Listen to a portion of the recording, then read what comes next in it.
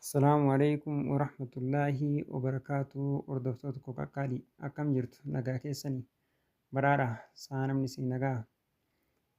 Mee viidiyoo an gadhiisaa jiru kanneen ripoostii illee osoo gootanii harki hoo isin dhukkuba dhiifama. Hundaafuu yoo isinitti tole ripoostii godhaa.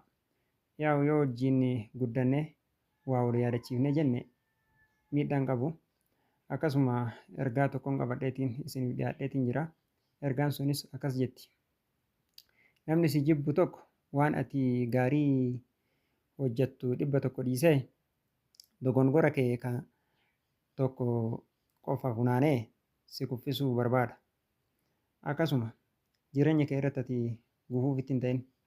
Wantoota jireenya kee gufuu itti ta'an kanneen 5 irraa of eeggadhu.